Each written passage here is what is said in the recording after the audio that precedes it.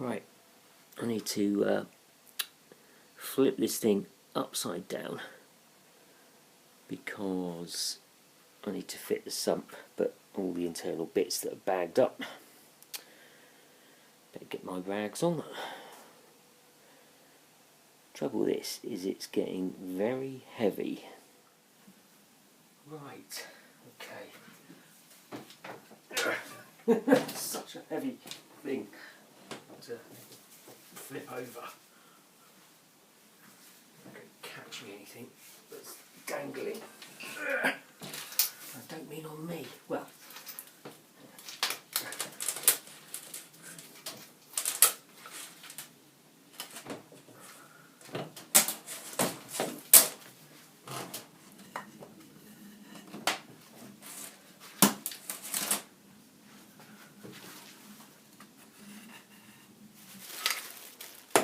strainer. It's the pipe that goes into the oil pump. That's the oil pressure release, or relief I should say, valve. Crossover pipe. The pump. Fittings. I think that probably sits in there. Yeah, got some paint paint on it. That's the last guide rail that needs to go in. So I think we'll fit this first. I have cleaned it up, so I can just slot it back in. Should be quite straightforward. I don't think there's too much confusion about which way it goes. It probably will only fit in one way, and it's got to follow the chain, so let's see if we can do that. Right, so this slots in. You kind of have to finagle it. It can be, or it is,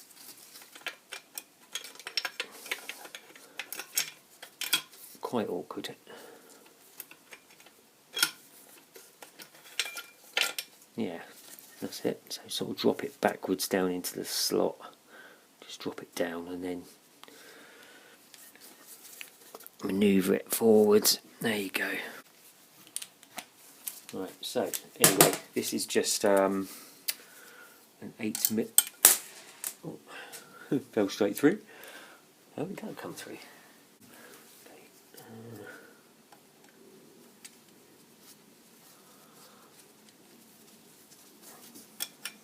Dropped it into the engine, it found its way straight down through the bottom. Right, so why is that stiff?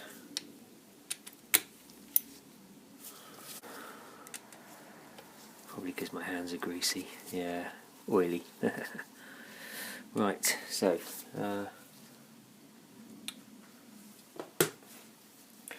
yeah, just drop that and it went straight down and through and back out again, just like that one, except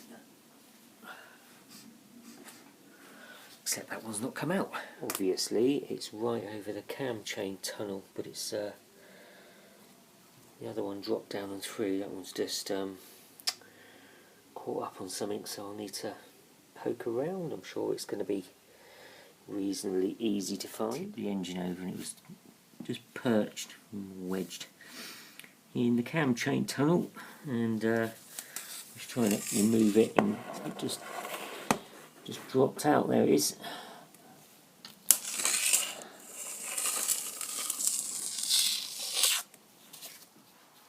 Take two. Right, so this is, yeah, the rear cylinder guide for the cam chain. That slotted in really easily when you got the knack or the technique. And let's just pop that in and start that by hand. That's how I dropped it last time. Well, one on the other side. Okay. If I can get my fingers in there, we'll do the same with this one.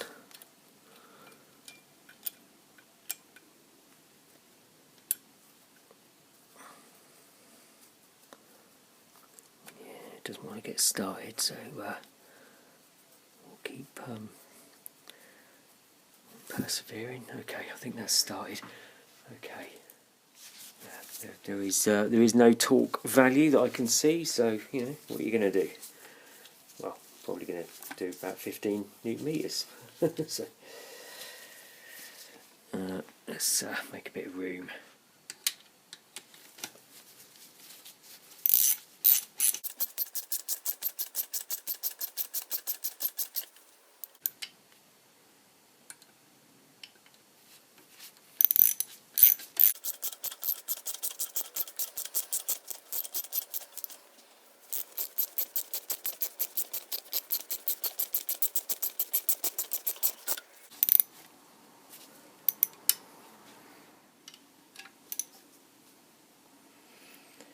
These are actually quite easily accessible if you take the sump off, so I can always check them at another point. So, right, the oil pump needs to go on next. I just need to do these bolts back up because I have had this apart when I originally took it out of the engine just to have a little look inside. It's all fine, it's all working nicely, so I just need to do them up. And there is an O-ring right there. Now I don't think I've got a replacement for that in my gasket set. Looking at it and looking at that, it does look like the same one. Might as well dig it out and use it.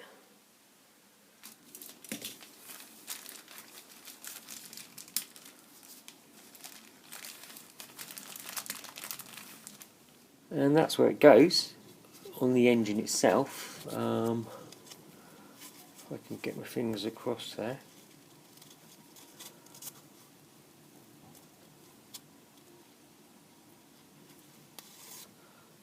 Yeah, perfect fit. So that's the right one. So we'll go with that. We'll leave it there. Actually, be easier than getting my fingers in there and pulling it back off, dropping it down into the transmission, which I did a minute ago. Well, I'll take the old one off anyway. And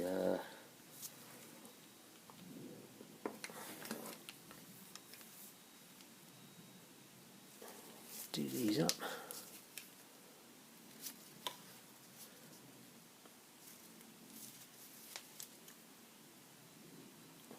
Okay, they seem okay. I think, yeah, I'll probably get a socket on them when it's in the actual engine, and then we can get a proper hold on them. So it sits this way up. There is an O-ring in there. That's where the crossover pipe goes. There's an O-ring on the other end. So let's see if we've got a couple of spare new ones in the set. Anyway, we'll get this on first. Right, so there's a dowel there and there. That one's the actual wheel passage, that one's just a bolt hole. So we just need to line these up. Make sure that that O-ring stays in place and all good. I can actually see it clearly from the side view. There you go, that's on. It's not quite seated, but it just needs bolting down now and pull it in. But I could see from this side view that the O-ring was in place, so that helped.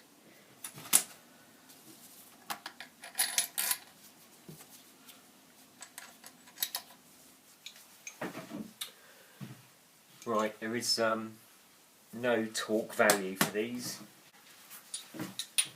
so just going to put them down to you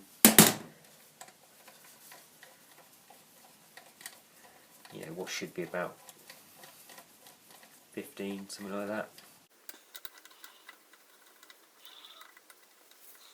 Get a bit stiff.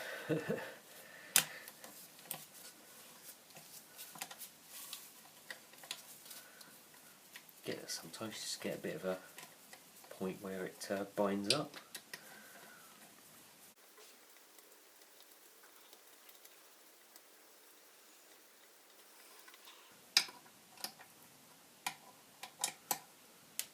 Okay.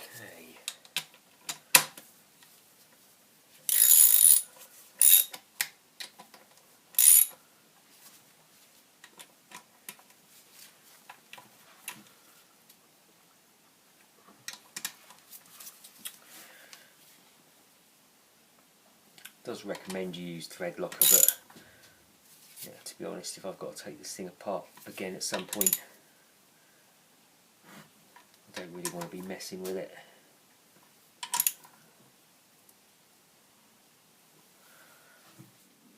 Yeah, it's seated now, so it's all fine. Just need to remove that split pin, which I should have done when the pump was off the engine, but duh.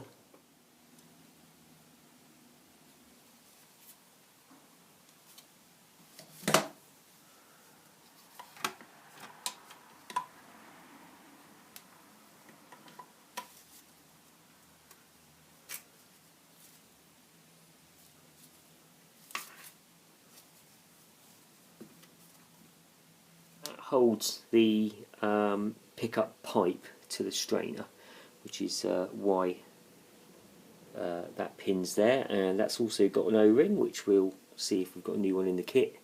We definitely don't have a new one of these, and that just slots between the pipe and the strainer itself. It's in good condition, don't see any issues with that. So, but if you've been watching this series of videos from start to finish of this bike, you'll know that it was slathered in paint that looked like it was house paint, wood gloss, engine, bodywork, everything. And some of it has got inside the engine. I found some of it on the stator, and here you go, oil pickup pipe. Crazy. So I'm going to need to give that a bit of a clean off on the wire wheel before I put this back in.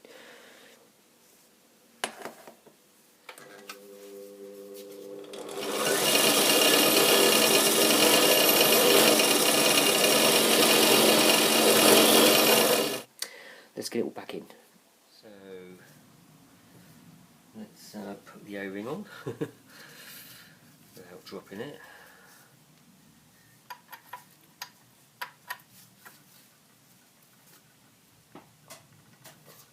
Slots in that way.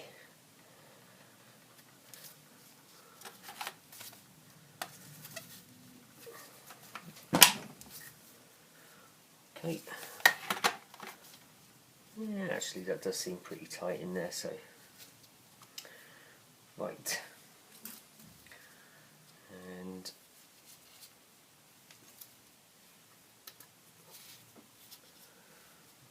split pin.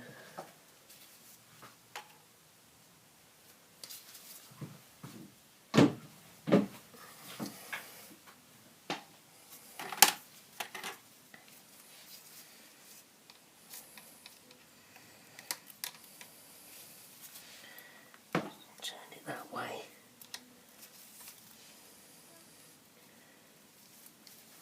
Get it started. It's easier to get in and bend it over your finger, it's not going to go anywhere. Right, well that's in.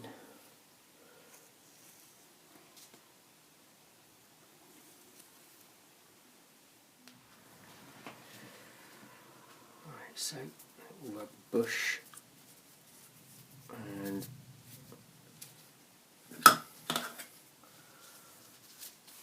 that's an interesting feature on there, because that looks like it's got some sort of locking pin fitting, but actually I think it just acts as a tab to stop this from spinning. I'm assuming the sump just stops this from dropping out, so as in this will just sit against three little features there, so it won't go anywhere. So let's put in the oil pressure valve. So the last thing to go in then is the crossover pipe. I've got the O-ring on one end. Again, looks in, probably can't see it to be fair in this light, looks in reasonable condition. And in the other end, where is it? Yeah, it's kind of still sat in there, it's a little bit squashed down.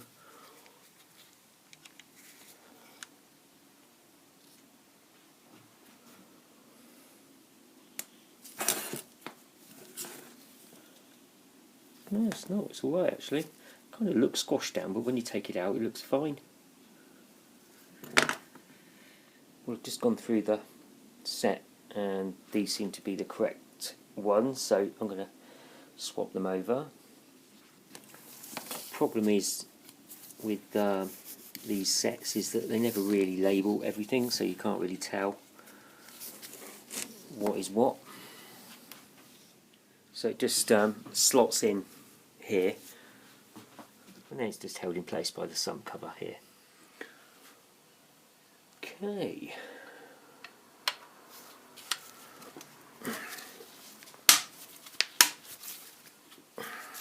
Okay, that is absolutely everything internally now.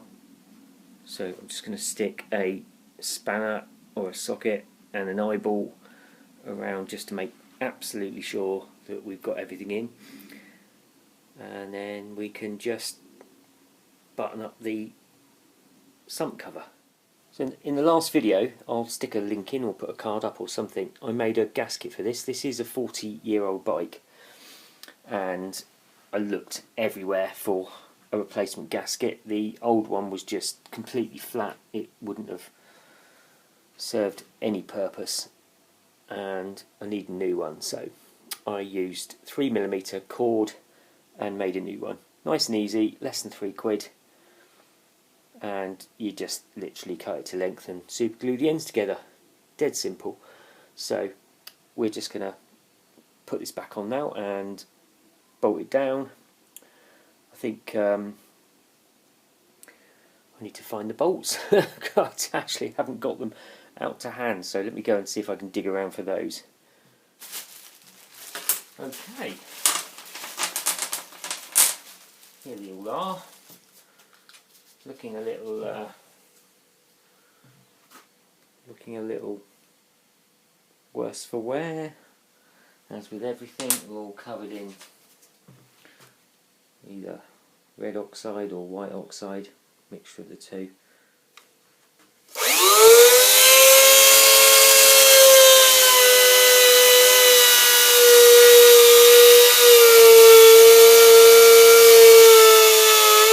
Oh, they look a lot nicer. I think we can put those back in, but I'm going to blue the heads first because I've taken all the paint off with the wire wheel. Right, I don't know if this stuff is still any good. It might have been contaminated, I think, but we shall see.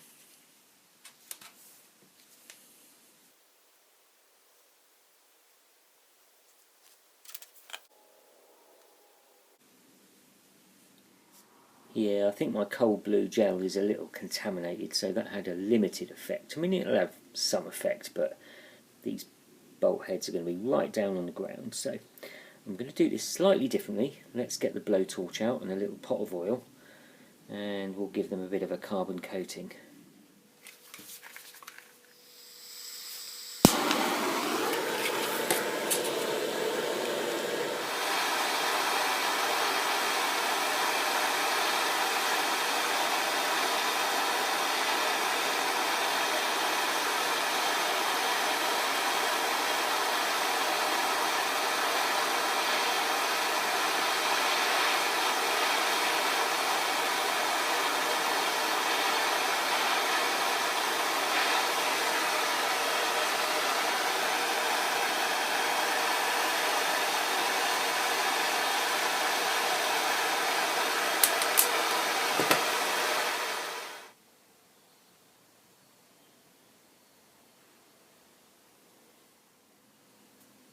I think we can call these good.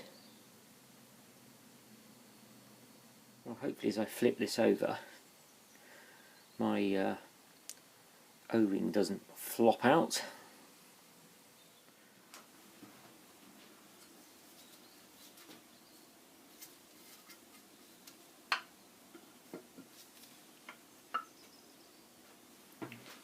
We are all good. I don't remember from when I took this off, but the sump has absolutely no dowels. You've got these two features here, one there and one there. Both blind holes. They don't seem to do anything, but none of the bolt holes are dowelled, which is a bit weird, as bolts are notoriously sloppy fitting. You'd think it would shift a little bit, but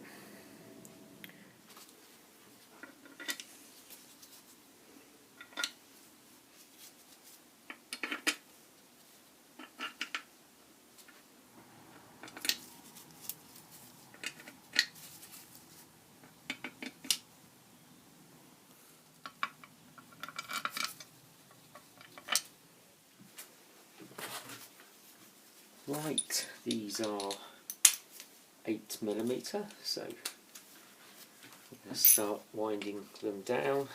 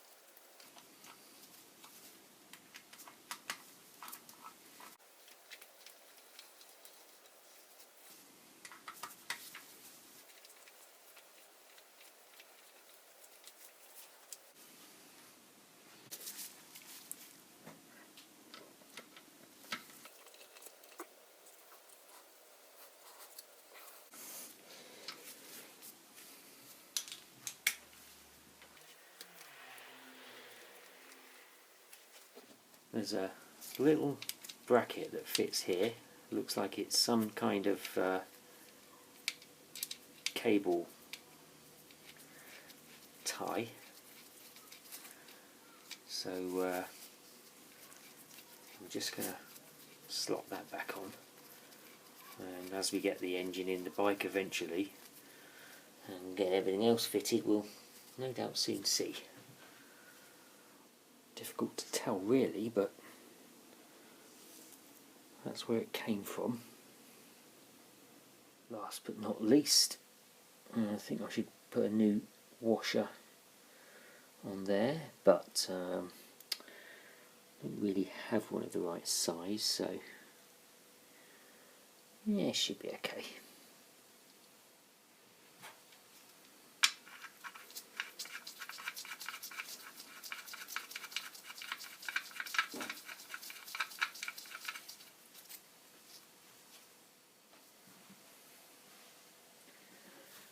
Right, let's get this thing flipped over.